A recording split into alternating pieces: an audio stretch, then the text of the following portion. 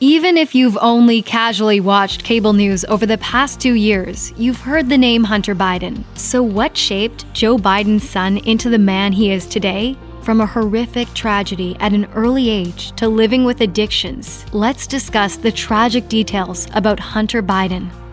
On December 18, 1972, a 3-year-old Hunter Biden suffered a severe head injury when his mother's station wagon was hit by a tractor trailer at an intersection. Hunter's mother and younger sister were killed instantly. Beau Biden, who was also present in the vehicle, sustained several broken bones and leg injuries. During an interview with The New Yorker, Hunter claims his only memory of the accident was waking up in the hospital to his brother Beau holding his hand. On January 5, 1973, a 30-year-old Joe Biden was sworn in as a senator in his son's hospital room at Delaware Division Wilmington Medical Center. Over the course of his career, Biden repeatedly made the claim that the driver of the tractor trailer, Curtis C. Dunn, was drunk. However, according to Politico, Dunn wasn't charged with anything, and coverage in the newspapers at the time made it clear that fault was not in question.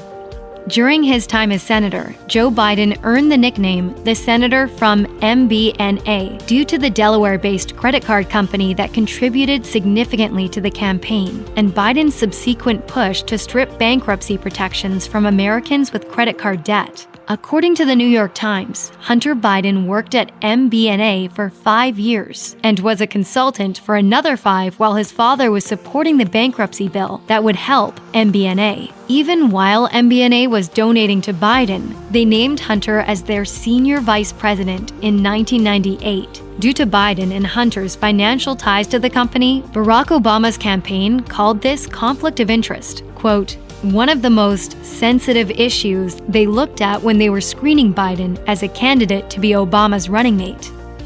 On May 7, 2013, Hunter Biden joined the United States Naval Reserve at the age of 43. We have a lot of bad judgment in my family. My son, who's over 40, just joined the United States Navy. He was sworn in by his father during a private ceremony at the White House and was assigned to a public affairs unit. However, not even a month later, Hunter tested positive for cocaine in the first drug test administered after he reported to his unit in Norfolk, Virginia. In a statement, Hunter said, "It was the honor of my life to serve in the U.S. Navy, and I deeply regret and am embarrassed that my actions led to my administrative discharge. I respect the Navy's decision. With the love and support of my family, I'm moving forward." Hunter claimed to The New Yorker that he bummed a cigarette that made him feel, quote, amped up from 2 men outside a bar the night before his first weekend of duty. He was given a urine test the next day, which came back positive for cocaine. On May 30th, 2015, Hunter Biden's older brother Joseph Beau R. Biden III died after a 2-year battle with brain cancer. Joe Biden said in a statement, "In the words of the Biden family, Beau Biden was quite simply the finest man any of us have ever known." The Iraq war veteran and former Delaware Attorney General's funeral was held in Wilmington, Delaware. One of the most heartbreaking moments of the service was Hunter's eulogy for his beloved brother.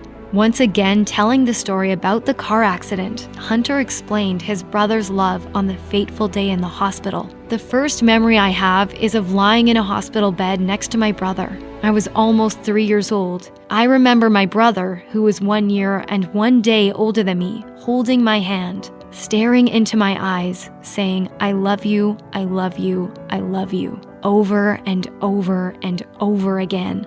And in the 42 years since, he never stopped holding my hand."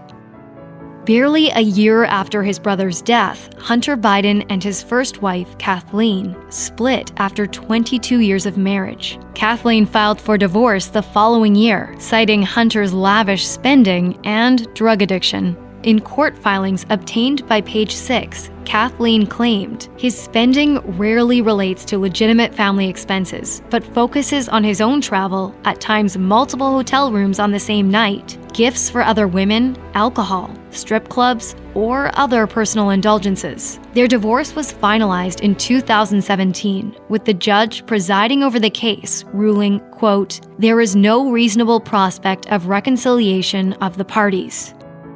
After Hunter Biden split from his wife, he entered into an affair with his brother's widow, Hallie Biden. Hunter told Page Six at the time, "Hallie and I are incredibly lucky to have found the love and support we have for each other in such a difficult time, and that's been obvious to the people who love us most. We've been so lucky to have family and friends who have supported us every step of the way." Joe Biden and his wife Jill echoed that statement, saying, "We are all lucky that Hunter and Hallie found each other as they were putting their lives together again after such sadness. They have mine and Jill's full and complete support, and we are happy for them." However, the couple split several months later due to constant media attention. Hunter said, "All we got was from everybody all the time. It was really hard. And I realized that I'm not helping anybody by sticking around." In August 2018, London Alexis Roberts gave birth to a child and claimed that Hunter Biden was the father. Roberts was an exotic dancer who reportedly performed under the name Dallas at the Empire Club in Washington, D.C. According to the Arkansas Democrat-Gazette, a DNA test revealed he was the father with scientific certainty. A year later, with Roberts now relocated to Arkansas, Hunter was ordered to appear in court to determine whether or not he should be held in contempt for refusing to disclose financial information to Roberts as part of her paternity suit. Specifically, Roberts and her attorneys demanded to know how much he made while serving on the board of the Ukrainian gas company, Burisma. Roberts' attorney, Clint Lancaster, wrote in a motion, "The defendant continues to act as though he has no respect for this court, its orders, the legal process in this state, or the needs of his child for support. This court should sanction the defendant as it deems appropriate and just." In 2020, Hunter agreed to pay child support retroactive to the child's birth. It's no secret that Hunter Biden is a consistent target of Donald Trump's attacks. During the first presidential debate, Trump brought up Hunter again to a national audience. Hunter got thrown out of the military. He was thrown out, dishonorably discharged. That's not true. He wasn't dishonorably. Cocaine use. Never mind the fact that Hunter wasn't dishonorably discharged, many thought Trump bringing up Hunter's drug use crossed the line. However, Joe Biden responded with compassion for Hunter. Had a drug problem. He's overtaken it. He's fixed it. He's worked on it, and I'm proud of him. But why was he proud of given my son? At a rally in Arizona the following month, Trump doubled down on his attacks on Hunter. Can you imagine if Don Jr. had the problems of Where's Hunter? Right? Don Jr. Oh, my poor boy. On October 14, 2020, the New York Post dropped a bombshell allegation. A laptop that Hunter Biden allegedly dropped off at a Delaware computer repair shop in 2019 contained emails where Hunter introduced Joe Biden to a Ukrainian businessman and attempted to peddle his father's influence for financial gain. The Daily Beast identified the computer repair shop owner, who claimed he made a copy of the hard drive and contacted Trump's lawyer, Rudy Giuliani, before turning it over to the FBI. At least one person included in the email chains verified their authenticity, and 2017 materials provided by a former business associate of Hunter showed that Hunter and his uncle were, quote, involved in negotiations about a joint venture with a Chinese energy and finance company called CEFC China Energy. Although there is no evidence that Joe Biden had any involvement with these plans and meetings.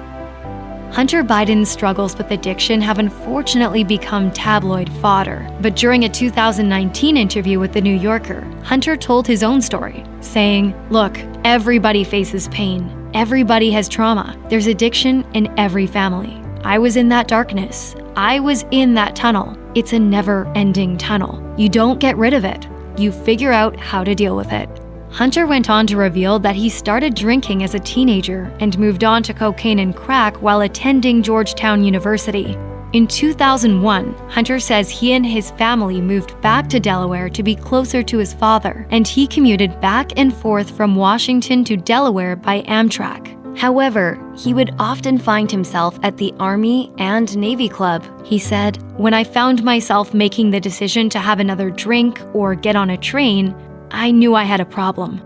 If you or anyone you know is struggling with substance abuse, you can contact SAMHSA's free confidential helpline at 1-800-662-HELP 4357.